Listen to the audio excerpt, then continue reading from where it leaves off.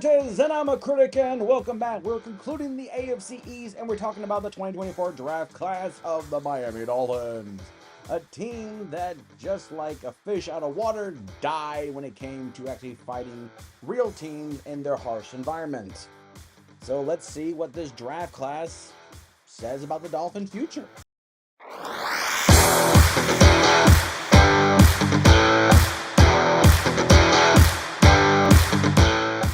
All right, Miami. Let's take a look here. Let's see what you guys got. Let's see how good you look. Looks like you guys pretty much just did the bare minimum. It looks like you got your 7 picks in there, right? Yeah, just about 7 picks in. So let's get down to it. You guys really need some trouble with the pass rushing department, and I feel like you address it very early on, as early as 21st. So, with the 21st pick in the 2024 NFL Draft, the Miami Dolphins selected Chop Robinson, edge, Penn State. Now, Robinson has been a name that I feel like has been being passed around when it came to the pass rushing department. I've heard multiple teams potentially taking him out, from the Colts to the Buccaneers. Miami was one. I honestly thought Latu from UCLA was going to probably fall into Miami. I did not know that the Colts were going to make him the first overall pick in the defensive side at number 15. But we all know that when Miami got into the playoffs, their whole pass rushing department was basically IR. So this felt very much like they needed to address it right away, and they couldn't wait, or even potentially consider hopefully trading up with a team that be willing to trade to get a player of any kind of caliber.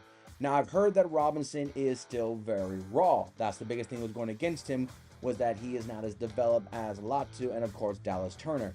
So there were some conversation that Robinson may be a little bit too raw, or maybe not be able to handle the physicality of the scheme he desired. So that's where I was, but I felt like Miami was in a situation very similar to how Denver was with quarterback, that they needed to address the pass rushing, and they couldn't even hesitate. They had to take the best available pass rusher, and Robinson was probably the best one available for them. Now, looking at the Miami Dolphins' defensive scheme when it comes to the pass rushers, they still got Bradley Chubb, who got injured, and they still got Phillips, who got injured. They did get Shaq Barrett from free agency from the Buccaneers, who we'll see how much he's left in his tank. I feel like that's what caused him to be sadly shipped away to Miami, was that he was not as keen to the Buccaneers' plan, and the Bucs did address the edge rushing department with their own pick, so obviously they went that way too. But Robinson is viewed to be potentially the backup to Phillips on the weak side, linebacker side, but that definitely just screams to me he'll get rotation. We'll see how much he's developed into that, whether he can be run more as a designated pass rusher, or kind of like an every down back that can handle running back schemes, keep containment outside. We'll see. But I can't help but feel like Robinson is probably mainly here to sack quarterbacks. He's going to be in a conference and a division that each have a quarterback of some level of threat. You have the Jets twice and you have the Bills twice. And we'll see whatever happens with New England, but that might give me a gimme. But if you want to be anywhere, especially when the Dolphins made the playoffs, you're going to go against the Jacksons, the Burrows, the Mahomes, maybe Allen again. So you definitely want to start sacking those highly paid, highly talented quarterbacks in your own conference if you want to have any hope of potentially moving forward into the playoffs and not just be one and done again, especially when you guys literally had so much potential and you let it slip through your fingers. And plus, let's be real, the Tua conversations coming about his payment. Tyreek Hill, he says that once his contract in Miami, he's done. Waddle, there's a lot of key players on this Miami Dolphins team that I just can't help but feel like you need to get your shit together, guys, right now, or you might miss the window, and the window is very open right now. Now, I'm not gonna say I see him as conference championship right away, but you guys were formidable, but then you just disappeared toward the end of the season when you guys literally could have at least had a home playoff game. But that went through your fingers too. So that's how I look at it anyway for the Dolphins. But Robinson was a need, and they definitely got their need. Then in the second round, with the 55th pick in the 2024 NFL Draft, the Miami Dolphins selected Patrick Paul, offensive tackle, Houston. Okay, so Patrick Paul, very much like others, is projected to be a left tackle development in the left tackle department. Now, Terrion Armstead is currently left tackle, so I'm not sensing any sense of dire need. but I am going to sense a sense of development, depth. Young, fresh legs, package scheme formations. Um, yes, it seems very high for a position that felt like I thought Armstead had probably addressed the situation, but I can't help but feel like maybe Patrick Paul, there's something valuable there saying we may not need him right now, but he's right there. Let's take him. We may not need him to win right away or contribute right away, but man, can you imagine 10 years of a solidified young left tackle protecting our quarterback if we still believe in Tua years later? But that could be the possibility. So let's do it. Let's get him. That could be the thing in their head. Or the Miami Dolphins, hit the wrong button and they got a player they're thinking, we really didn't really need a left tackle. So, I guess. So it's a weird thing when you see players get a player that you feel like, I thought you guys had this solidified. Because you always wonder, thinking, how much are they thinking about now versus how much they're thinking about later. Sometimes that works, sometimes not. I always feel like the first 4 rounds should be about now, and then, your second, fourth round to the end round should be about the future. Maybe you can find some diamonds in the rough. That's what preseason and the offseason, training camp is supposed to tell you. But I just feel like if you don't get a player for now, for this upcoming year, within your first 4 round picks, I just feel like, you sure there's nothing else that needs some help there? Nothing? Okay, all right. So they did nothing after that. Maybe that's why they went with the left tackle. They felt like that they were probably not going to get someone else later of that caliber at that early. So in the 4th round, they got the next pick. With the 120th pick in the 2024 NFL Draft, the Miami Dolphins selected Jalen Wright, running back, Tennessee. So I always felt that the Miami Dolphins running back doesn't really have that doesn't have like that Christian McCaffrey, like that McCaffrey or just like look at you, you got look what you got, you got that shiny new toy, doesn't have that. I mean, Morstead has been a very valuable player. Our chain Devon has been great. So another running back joining that committee, I feel like it's meant to probably maybe take some pressure off Tua. If they have a strong rushing attack, which I feel like they had an underappreciated rushing attack, could help and avoid Tua from always having to throw the ball all the time, and maybe it will help minimize mistakes, having a 3 running back rotation. I understand that injuries did play a factor in some of the rushing and running backs by committee situations, so this could be clearly as a development. But Jalen Wright could be a versatile player. Short yardage, still winning catch receiver, maybe more of that receiving third down back that probably they're trying to develop him into. So we'll see moving forward and see how much he contributes. But I feel like this guy is a contributor day one. Even though I can easily see him probably later into the season, he probably become more of a contributor. But I'm just going to say, just let's see. Maybe he won't be as utilized as heavily, but maybe by week 10, when the season gets a little bit longer in the tooth, maybe he'll become more utilized. So therefore, they can keep people like Waddle and Tyreek Hill healthy and fresher moving forward. So even though I do see him as a potential, I can understand where I put him as later. We'll see what he does later. Now, with the 5th round, with the 158th pick in the 2024 NFL Draft, the Miami Dolphins selected Mohamed Kamara. I can't pronounce names. Kamara, edge, Colorado State. I feel like this feels like a steal. I feel like, for whatever reason, he was not utilized as effectively, or he didn't get the attention he deserved, or what. I feel like this guy has great upside and potential. I look at him mainly as Robinson. I can see as a potential, every down type backer where he gets there, stop run tech. But I feel like this man is more of a pins here back, go after the quarterback type guy. High motor, high intensity, very versatile. I can see him being that kind of guy. He will chase down quarterbacks. Especially, I can see him being the kind of guy that will, chase after quarterbacks from the left side to the right side and just go completely across in the straight arrow and let no one stop him. High motor, high functioning. We'll see how effective he gets done in rotation. He is currently being viewed behind Bradley Chubb and Shaq Barrett. But keep in mind, Bradley Chubb did suffer injuries that cost him some playing time. And Shaq Barrett was viewed like he maybe not be at his full strength when he was in Tampa. So he's behind 2 veterans that have their own issues of, you know, injuries and maybe not as effective as they thought he once was. So, for my opinion, this guy could be potentially playing sooner than later. That's why I gave him a now sticker. This guy could make noise as early as week 1. That's how I'm feeling in the rotational system. Maybe not, but I'm telling you, in the first 8 weeks, do not be surprised if he comes in and start making some pressure, stop harassing some quarterback, stop, deflecting passes on short yardage screen situations. This guy could be a steal for Miami. I'm feeling a steal that if he develops well, he could be kind of like a Yaya Diaby type situation. Maybe not right away, but by the halfway part of the season, he's a starter. He's making noise, and he's making a name for himself. And he was a 5th-round pick, so it's kind of cheap. Then in the 6th round, with the 184th pick in the 2024 NFL Draft, the Miami Dolphins selected Malik Washington, wide receiver, Virginia. Now, I heard great things about this guy from other talk shows. So I did some, research. And I researched him, and I looked into it and see what he had, and I saw his stats and statistics and impact, all that. And I can't help but feel like, well, it sucked that Virginia kind of was not a great team, so we didn't get the attention and national spotlight that most teams get. But he could have been one of those situations where, like, he was so great, he was so impactful on a bad team. Can you imagine how great he'd be on a great team? Now, we all know that Tyreek Hill, Jalen Waddle, and Odell Beckham is your day one starter. But we also know that Tyreek Hill says, I am on a deadline, Waddle is Waddle, and Odell Beckham Jr., we don't know how much is left in his tank. After a career we all thought was going to be a Hall of Famer, now is viewed as a what if, potentially. But he got a ring, so we all can shut up.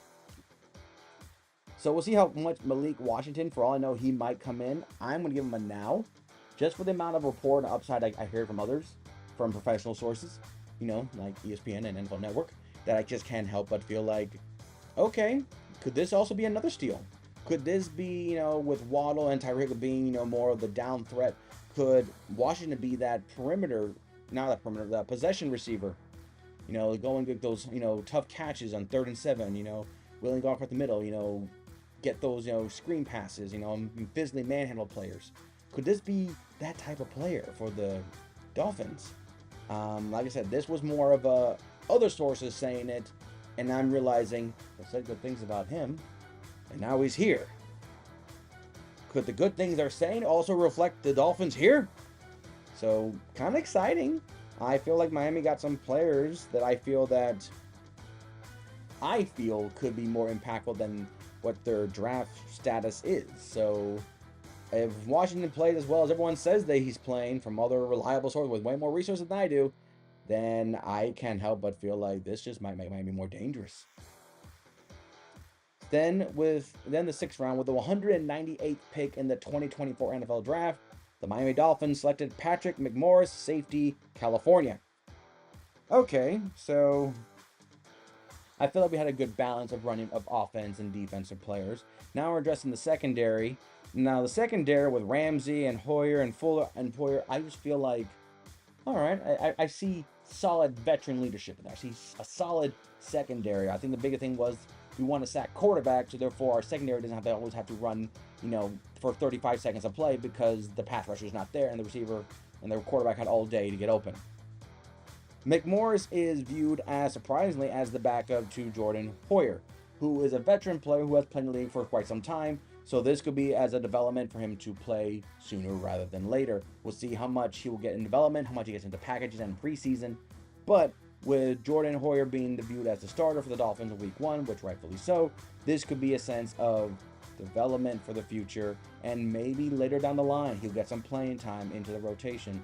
So I'm not going to consider this, I'm consider it later, but he might get some contributing factor on special teams, of course. That's how most players do on the secondary side anyway. And then we'll see as the season goes on, longer in the tooth, longer season, wear and tear. We'll see. Maybe McMorris will make some plays, and maybe McMorris might get some starting jobs by week 10, 13, something like that. So, not hating the pick. I feel like they're getting quality players to kind of eventually take the throne, if you will, from veteran players who have been playing long years. Washington, Kamara, Morris. This just feels like these players are destined to eventually take their position sooner rather than later. Then with the 7th and last round and last pick for the Miami Dolphins with a 241st pick of the 2024 NFL Draft, the Miami Dolphins selected Tajah Washington, wide receiver. We're going to win that impasse where we have a lot of wide receivers in this Dolphin team. Braxton Berrios, which I think he's effective. Maybe typical thought we're thinking of as the next, Wes Welker, Danny Amendola, the white receiver of success. And I feel like he has been utilized, but maybe Hunter Renfrow was probably more utilized in that. But I feel like Braxton Berrios is still effective. Not to mention you got, Malik Washington. But then you got a bunch of Matthew Sexton, Eric Hosen, Braylon Sanders, Anthony Schwartz, and Daquan Burton. So you got a bunch of other wide receivers in that group. Now Washington, do I see him has? Yeah, he's being viewed as potentially rotation in the punt return. Right now they have Braxton Berrios as potentially the return specialist. But we'll see how Washington makes an impact. And probably that might be a ticket into the team as a return specialist. And we'll see how much effective that helps. Because Berrios, unlike Mr. Washington, he's actually projected to be, in the second row of receivers, with number 4, number 5. So he's in that group of rotation players, especially when you have players like Waddle and Tyreek Hill. We're probably trying to go for those deep passes from time to time and probably need a breather or two so Berrios can come in and take some snapping down from the slot position. So therefore, there'll be more utilized opportunities. But Washington's key to this team might be his way into special teams, especially if Berrios takes more snaps on the offensive side and get time for Washington to develop himself into the receiver he needs to be on this team effectively. But his way in might be through special teams, and that might be his ticket in for right now. So we'll see what he does moving forward. We all know the NFL has changed to a new kickoff rule, so we'll see how much that impacts return in general. But that might be his way in because he could be we have too many receivers as it is, and he might just get snipped because there's just too many receivers already as it is. So he could be an else, and that's why I have him as potentially he might be too far away to make the spot and just be a casualty of the 53-man roster spot. That might happen. So, with all that being said, what do I give the Miami Dolphins grade? I can see them as contenders. I don't see them going to the conference championship. Could they? Of course they could. We can't see the future, or else I'll be gambling all day long if I can see the future, and therefore I'll pull, Back to the Future vibe and just predict all games and win multiple prizes, and I won't be doing this channel ever again. Or maybe my own network. I don't know. But since I don't, I'm just gonna say they're better. I think if they play to the potential, I don't see them having a end of the year collapse where they just go from potentially having 2 home games, the number 2 seed, to basically being the 7th seed from 1 to last. I don't see that if they play to the potential. So I'm gonna say they could win the division. Buffalo is going through a whole change. The Jets have question marks, and New England is there. So Miami might be the best team to say we don't have a massive gap of players. We got a lot of fresh young faces in here to help in development. Let's see. So Miami to me might be better. They could win the division and go to the divisional round. I just can't see them beyond that right now. But we'll see how the future goes, and we'll see what preseason looks like, where I'll do my preview for the year. But to me, they are better. They'll make the playoffs confidently, I feel anyway. So that is the Miami Dolphins, and that is the end of the AFC East, which means we have one division. We have the division, the best division, according to everyone else, and I can't help but agree. So we're going to conclude the whole 2024 draft recap by talking about the best division with the biggest excitement and the most weird fan bases. At least I think so. And we're going to start with the worst and go to the best because that's how I like to roll. So we're going to start with the NFC East and talk about the team that is the worst team in the NFC East. You know it. I know it. Yeah, that's right. We're going to start with the New York Giants, as I believe they are the worst team in the NFC East. Why? Because they have potential. And that's why when they don't achieve it, they're worse. Washington had no potential. But Giants, you did. So you'll be talked first. So until next time, I'm Cortez, and I'm a critic. Thank you so very much for watching.